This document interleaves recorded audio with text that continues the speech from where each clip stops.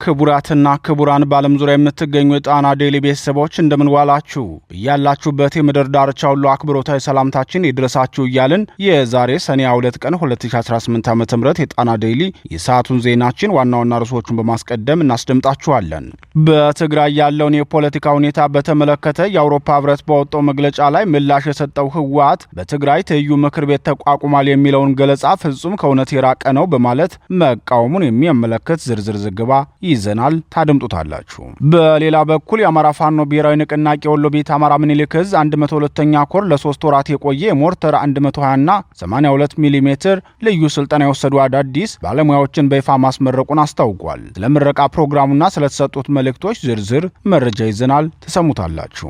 በደቡብ አፍሪካ በሚኖሩ ኢትዮጵያውያን ላይ እየጨመረ ስለመጣው የደህንነት ስጋትና በኢትዮጵያ እየተፈጠሩ ያሉ ሁኔታዎችን የሚያሳይ ሪፖርትም አዘጋጅተናል። በመጨረሻም በአሜሪካና ኢራን መካከል በድጋሚ እያገረሸ ስለመጣው ውጥረት፣ በቀጠናው ሊያስከትለው ስለሚችለው ተጽዕኖና የዓለም አቀፉ ማህበረሰብ እየተከተለው ስላለው ሁኔታ ዝርዝር ዘገባ እናቀርብላችኋለን። እነዚህንና ሌሎች ዜናዎችን ይዘናል። እስከ ፍጻሜው አብራችሁ እንድትቆዩ እየጋበዝን ወደ ዝርዝር ዜናዎቹ እናልፋለን።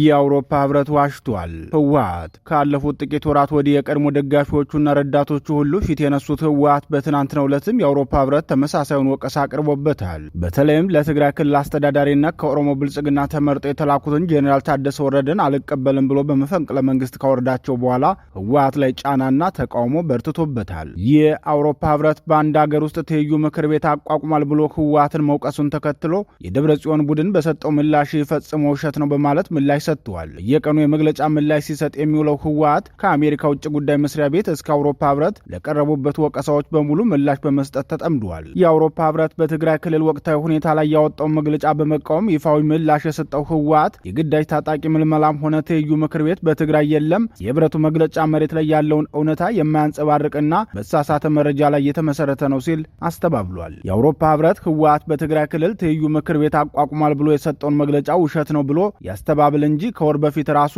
2.8 ሚሊዮን ህዝብ የመረጠው የቀድሞ ምክር ቤት ተመልሷል ብሎ የገለጸው ራሱ ህወሓት ነበር። የክልሉን ታጣቂ ቡድን በግዳጅ ወታደራዊ ምልመላ እያደራጀ መሆኑንም ቢሆን የገለጸው ራሱ ህወሓት በቅርቡ ባወጣው አፋኝ አዋጁ ላይ ነው። እድሜው የደረሰ ሁሉ ለትግራይ ሉዓላዊ ግዛት አንድነት መሰለፍ አለበት ሲል መግለጹ የአደባባይ ሀቅ ነው። እውነታው ሆኖ ሳለ ህወሓት ከሂውማን ራይትስ ዎች፣ ከአሜሪካ መንግስት፣ ከአውሮፓ ህብረትና ሌሎች ተቋማት የሚቀርቡበትን ተመሳሳይ ወቀሳዎች ተመሳሳይ የውሸት ማስተባበያ ለመስጠት የፈለገ ይመስላል። ህወሓት ማስተባበያውን የሰጠው በትግራይ ህዝብን የሚወክል ሌላ ምክር ቤት ኖሮ አያውቅም፣ በቅርቡ ስራ የጀመረው ቀደም ሲል በምርጫ የተመረጠው ብቸኛው ህጋዊ የትግራይ ክልል ምክር ቤት ነው በማለት ነው። ሆኖም ያንን ምክር ቤት እንዲፈርስ ደቡብ አፍሪካ ላይ ፈርሞ የነበረው ራሱ ህወሓት ሲሆን ከ3 ዓመታት በላይ ምክር ቤቱን በትኖ መቆየቱ አይዘነጋም። እስካሁን ድረስ ከጉዳዩ ቀጥተኛ ባለቤት ከኦሮሞ ብልጽግና በኩል ህወሓት ምንም አይነት አስተያየትም ሆነ መልእክት አልተሰጠውም። ብልጽግናው ከህወሓት ጋር ያለውን ግንኙነት ለመፍታት የመረጠው ጦርነትን ይመስላል። ባለፉት 3 ሳምንታት ከ3 ጊዜ በላይ በታጣቂ ቡድኑ ላይ የድሮን ድብደባ በመፈጸም ነገሩን በጦርነት መፍታት የፈለገ መስሏል። ህወሓት የግዳጅ ወታደራዊ ምልመላ እያካሄደ ነው ተብሎ የቀረበበትን ክስ ያስተባበለው ደግሞ ምንም አይነት ተጨባጭ ማስረጃ የሌለው ነው በማለት ሲሆን በዚህም የብልጽግናው ስርዓት የደቀነበት የደህንነት ስጋት እንዳለ ተናግሯል። የብልጽግናው መንግስት የዘላቂ ግጭት ማቆም ስምምነቱን በተከታታይ እያነጋ መሆኑን የገለጸው ህወሓት ከፍተኛ የመንግስት ባለስልጣናት ሳይቀሩ የውሉን መሰረት እየካዱና አንዱን ፈራሚ አካል ህወሓትን ህገወጥ ለማድረግ እየሰሩ ነው በማለት ከሷል። በትግራይ ዙሪያ ከፍተኛ ወታደራዊ ዝግጅት፣ የድሮን ጥቃቶችና የአየር ላይ ክትትሎች እየተደረጉ በመሆኑ የጦርነት ስጋቱ እየጨመረ ነው ሲል የገለጸው ህወሓት የክልሉ ባለስልጣናት ህዝባቸውን ከህልውና አደጋ የመጠበቅ ህጋዊና ሞራላዊ ግዴታ ስላለባቸው ነው ወታደራዊ ምልመላና ስልጠና የምሰጠው ብሏል። ህወሓት አክሎም እነዚህ ሁሉ ጥሰቶች እየተፈጸሙ ባሉበት ወቅት የአውሮፓ ህብረት የልዑካን ቡድን በብልጽግናው ስርዓት ላይ ግልጽ ትችት ከመሰንዘር መቆጠቡና ዝምታን መምረጡ እንዳሳሰበው ገልጾ አሁንም ቢሆን ውይይትና የፖለቲካ ንግግር ብቸኛውና ስትራቴጂካዊ አማራጩ መሆኑን በድጋሚ ያረጋግጣለሁ ብለዋል። የአውሮፓ ህብረትና ሌሎች ዓለም አቀፍ አጋሮችም የብልጽግናው መንግስት ያለምንም መዘግየት ወደ እውነተኛ ውይይት እንዲመጣ ተጽዕኖ ማድረግ እንዳለባቸው አሳስበዋል።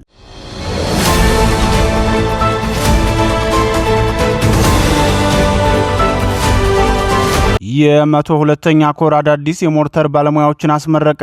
የአማራ ፋኖ ብሔራዊ ንቅናቄ ወሎ ቤት አማራ ምኒልክ ዕዝ 102ኛ ኮር ለ3 ወራት የቆየ የሞርተር 120 እና 82 ሚሜ ልዩ ስልጠና የወሰዱ ሰልጣኞችን በይፋ ማስመረቁን አስታውቋል። በ102ኛ ኮር 12ኛ ክፍለ ጦር 7ኛ ሜካናይዝድ ሻለቃ የተካሄደው ስልጠና አዳዲስ የሞርተር 120 እና 82 ሚሜ ተኳሽ ባለሙያዎችን በብቃት ለማፍራት ያለመ መሆኑ ተገልጿል። እንደ ኮሩ መረጃ 102ኛ ኮር ከዚህ በፊትም በተለያዩ ክፍለ ጦሮች ብቁ የሞርተር ተኳሾችንና የተዋጊ መሐንዲሶችን በማሰልጠን ለሌሎች የምኒልክ ዕዝ ኮሮች የተሞክሮ ማዕከል ሆኖ እየሰራ መሆኑ ተጠቅሷል። በምረቃ ፕሮግራሙ ላይ የተናገረው የ12ኛ ክፍለ ጦር ዋና ወታደራዊ አዛዥ አርበኛ ሀብተ ማርያም መንበሩ ለተመራቂዎቹ እንኳን ደስ ያላችሁ በማለት ወደፊትም የተለያዩ ወታደራዊ ስልጠናዎች እንደሚቀጥሉ ገልጿል። በተጨማሪም የክፍለ ጦሩ ዝግጁነትና የሰራዊቱ ወታደራዊ ስነ ልቦና በከፍተኛ ደረጃ መገኘቱን አስታውቋል። በመቀጠል የ102ኛ ኮር ዋና ወታደራዊ አስተዳደር አርበኛ ፈለቀ ደጉ ተመራቂዎቹ በተግባርና በንድፈ ሐሳብ የተደገፈ ዘመናዊ ስልጠና እንዳገኙ ገልጸው ሰራዊቱና አመራሩ ለማንኛውም ግዳጅ ዝግጁ መሆኑን ተናግሯል። በተጨማሪም የአማራ ሕዝብ ትግል ሰፊ ህዝባዊ ድጋፍ ያለው በመሆኑ ሁሉም ዜጎች ከጎኑ እንዲቆሙ ጥሪ አቅርቧል። የ102ኛ ኮር የስልጠና መምሪያ ኃላፊ መቶ አለቃ ሲሳይ መንግስቴና ምክትል የስልጠና መምሪያ ኃላፊ ሻለቃ ቢሆን አከለ በበኩሉ ስልጠናው ከተለመዱ መሳሪያዎች ወደ ዘመናዊ የውጊያ አቅም የሚያሸጋግር መሆኑን ገልጿል። ከስልጠናው በኋላም ሰልጣኞቹ በተግባር የሞርተር ኢላማ በማከናወን ብቃታቸውን ማሳየታቸውን አስረድተዋል። በስልጠናው ከፍተኛ ውጤት በማምጣት የኮከብ ሰልጣኝ ሽልማት ያገኘችው ፋኒት ሳምራዊት አለማየሁ ስትሆን የ12ኛ ክፍለ ጦር የሜካናይዝድ አባል ሆና በመመረቋ ደስተኛ መሆኗንና የአማራን ሕዝብ በታማኝነት ለማገልገል ዝግጁ መሆኗን ተናግራለች። በፕሮግራሙ ማጠቃለያ የ102ኛ ኮር ምክትል የስልጠና መምሪያ ኃላፊ አርበኛ ሻለቃ ቢሆን አከለ በሞርተር 120 እና 82 ሚሜ ስልጠና ኮከብ አሰልጣኝ በመሆኑ የምስጋና እና የእውቅና ሰርቲፊኬት ተሸልሟል።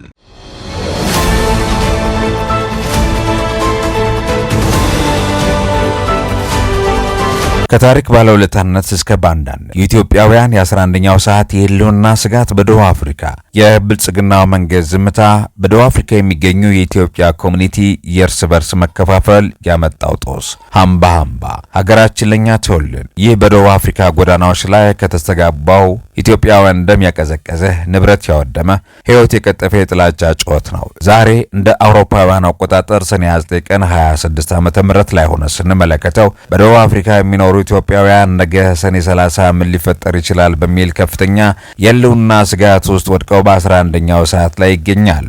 ዋዜማ ሬዲዮ ባወጣው ጥልቅ ዘገባ እንዳስነበበው ከስፓስ ሾፕ ባለቤት እስከ ትልቅ ነጋዴዎች የህጋዊ የመኖሪያ ፈቃድ ካላቸው እስከ ዜግነት ያገኙ ኢትዮጵያውያን ሳይቀሩ የዚህ ስልታዊ ጥቃት ኢላማ ሆነዋል። በዚህ ልዩ ትንታኔ ይህን የደቡብ አፍሪካውያን የጥላቻ ዘመቻ ከታሪክ ከወቅታዊ የአፍሪካ ጂኦፖለቲካና ከስደተኞች የመጨረሻ የጭንቀት ሰዓት አንጻር እንመለከተዋለን።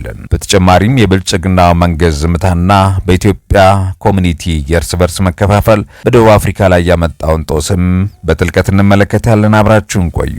የረሱት የትናንትና ውለታ አፓርታይድና የኢትዮጵያ አጋር ነው። ደቡብ አፍሪካውያን ዛሬ ሀምባ ውጣ እያሉ የሚያሳዷቸው የኢትዮጵያ ልጆች ትናንት ደቡብ አፍሪካ በነጭ አናሳዎች አፓርታይድ አገዛዝ ስትጨቆን ብቸኛ የብርሃን ጭላንጭል የሆኑ ህዝቦች ነበሩ።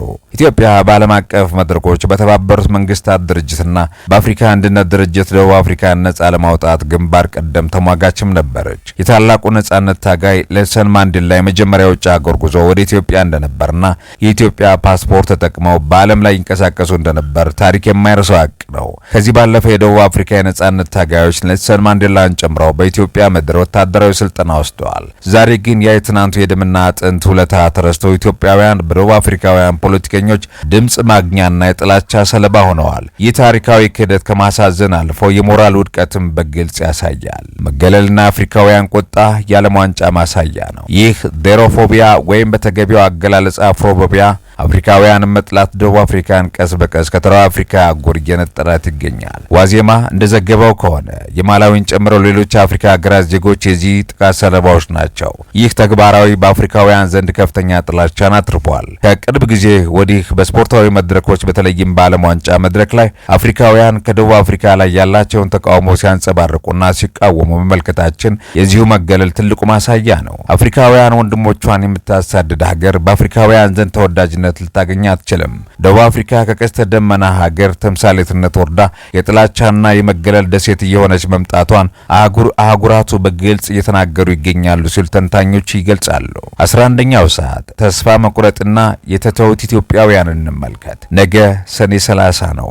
ማርች እንዲሁም ኦፕሬሽን ዶዱሉ የተሰኘው ጽንፈኛ ቡድኖች መንግስታዊና ፖለቲካዊ ሽፋን አግኝተው በኢትዮጵያውያን ላይ ዘመቻቸውን አጠናክረዋል። ዋዜማ ያነጋገራቸው እንደ አብርሃምና አየለ ያሉ ስደተኞች በየመንገዱ እየተዋከቡና ንብረታቸው በማንኛውም ሰዓት ሊዘረፍ እንደሚችል እያሰቡ በፍርሃት ቆፈን ውስጥ ይገኛሉ ብለዋል። በዚህ የጭንቀት 11ኛው ሰዓት ላይ ስደተኞቹ ትልቅ ልብ ስብራት የሆኑ ሁለት ነገሮችን ይናገራል። አንደኛው የብልጽግናው መንግስት ዝምታ ነው። ሌሎች የአፍሪካ ሀገራት ዜጎቻቸውን እያስወጡና ከለላ እየሰጡ ባሉበት በዚህ ወሳኝ ወቅት የብልጽግናው መንግስት በራሱ የውስጥ ጉዳይ ተወጥሮ የዜጎችን ደህንነት ማስጠበቅም ተስኖታል። ዲፕሎማቶች ይላካሉ ከተባሉ ወራት ቢያልፍም ከተራ ማስጠንቀቂያ መግለጫ ባለፈ የተጨበጠ እርምጃ አልተወሰደም ነው የተባለው። በሁለተኛ ደረጃ ችግር የሆነው ደግሞ የተከፋፈለው ማህበረሰብ ነው። በደቡብ አፍሪካ የሚገኙ የኢትዮጵያ ኮሚኒቲ እርስ በርስ በብሔርና በሃይማኖት ተከፋፍለው በመዳከቡ በአንድነት ድምፅ መብቱን ማስከበርም ሆነ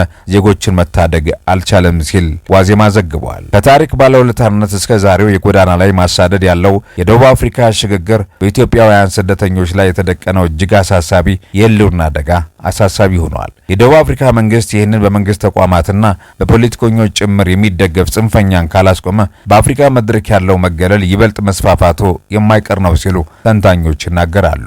በሌላ በኩል የብልጽግና መንግስትም ሆነ ኮሚኒቲው በ11ኛው ሰዓት ላይ የሚገኙ ዜጎቻቸውን ህይወት ለመታደግ ከጥቃቅን ልዩነቶች ወጥተው በአስቸኳይ ሊደርሱላቸው ይገባል። የነገው ሰኔ 30 ፀሐይ ለኢትዮጵያውያን የሰላም እንጂ የጥፋት እንዳይሆን ሁሉም ድርሻውን ሊወጣ ይገባል ሲሉ ደግሞ የጣና ዴሊ የፖለቲካ ተንታኞች ሀሳባቸውን ያጋራሉ።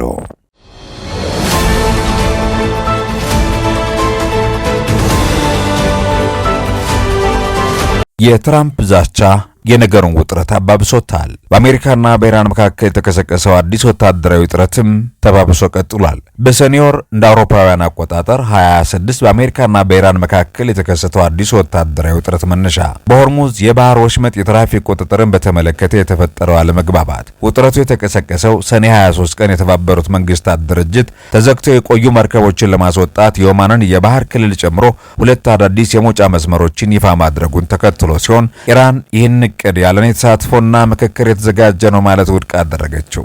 ከሁለት ቀናት በኋላ ኤቨር ላቪል የተሰኘው የጭነት መርከብ በኦማን የባህር ዳርቻ አቅራቢያ ጥቃት ተሰነዘረበት። አሜሪካ ድርጊቱን የፈጸመችው ኢራን ናት በማለት ስምምነቱን ጥሷል የሚል ክስ በማቅረብ ሰኔ 26 ቀን በኢራን ላይ የመጀመሪያውን ዙር የአየር ድብደባ ፈጸመች። ይህ አሜሪካ እርምጃ ተከትሎ የኢራን እስላማዊ አብዮታዊ ዘብ በቀጠናው በሚገኙ የአሜሪካ ጦር ሰፈሮች ላይ ያጸፋ እርምጃ መውሰዱን ሲያሳውቅ፣ በባህሬንና በኩዌት በሚገኙ የአሜሪካ ጦር ሰፈሮች ላይ የድሮን ጥቃት ተሰነዘረ።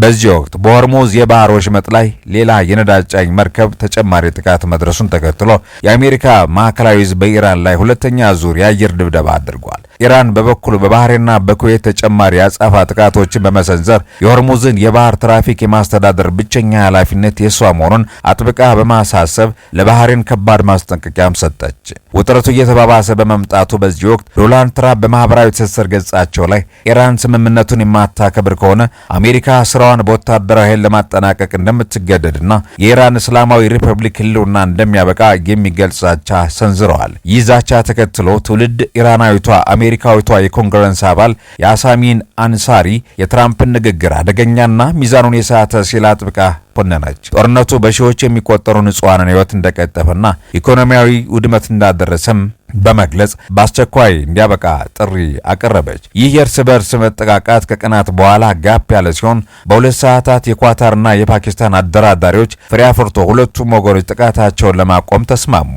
አሜሪካና ኢራን በሆርሙዝ የባህር ወሽመጥ ዙሪያ ያላቸውን አለመግባባት በዲፕሎማሲያዊ መንገድ ለመፍታት ማክሰኞ ዕለት በኳታር ርዕሰ መዲና ዶሃ ውይይት ለማድረግ ቀጠሮ ይዘዋል። ሆኖም ይህ ግጭት ግጭትና የባህር መስመሩ መስተጓጎል ከሰሞኑ ቀንሶ የነበረው የዓለም አቀፍ የነዳጅ ዋጋ ዳግም እንዲያሻቅብ ምክንያት ሆኗል። በዓለም አቀፍ ሚዲያዎች የቅርብ ጊዜ ዘገባዎች መሰረት በመካከለኛ ምስራቅ የነበረው ውጥረት በተቀላቀሉ ሁነቶች ውስጥ እያለፈ ሲሆን ሲኤንኤንና አልጀዚራ እንደዘገቡት ከሆነ አሜሪካና ኢራን ከቅርብ ቀናት የእርስ በርስ የድሮና ተከታታይ ጥቃቶች በኋላ አዲሱ የተኩስ ስምምነት ላይ መድረሳቸው ሁለቱ ወገኖች በሆርሙዝ የባህር ወሽመጥ የትራፊክ ክስተትና የባህር ላይ መተላለፊያ ጉዳዮች ዙሪያ ለመወያየት ማክሰኞ ሰኔ 30 በኳታር ዶሃ እንደሚገኝ የአሜሪካ ባለስልጣናትን ዋቢ አድርጎ ዘግቧል። ሆኖም አልጀዚራ በዘበር ዜናው እንዳስነበበው ኢራን በወሽመጡ ላይ ያላትን ሙሉ ቁጥጥር እንደምታስቀጥልና ይሁንታዋን ሳያገኙ ለማለፍ በሚሞክሩ የንግድ መርከቦች ላይ ጥቃት እንደምትሰነዝር አጥብቃ አስጠነቀቀች። ከዚህ ጋር በተያያዘ የኢራን ሚዲያዎች የሆኑት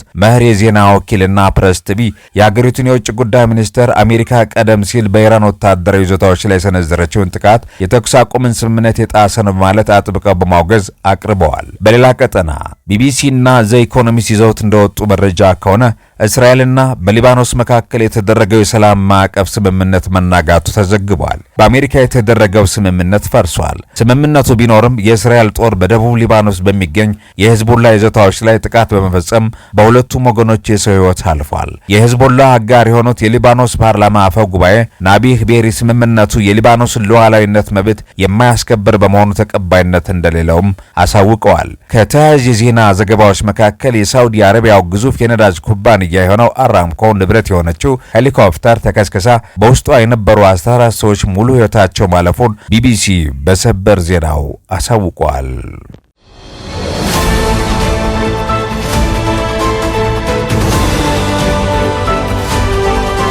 የተወደዳችሁና የተከበራችሁ የጣና ዴይሊ ቤተሰቦች የሰዓቱ ዜናችን የተከታተላችሁትን ይመስል ነበር። ምርጫችሁ ስለምታደርጉን ከልብ እናመሰግናለን። ጤና ይስጥልን።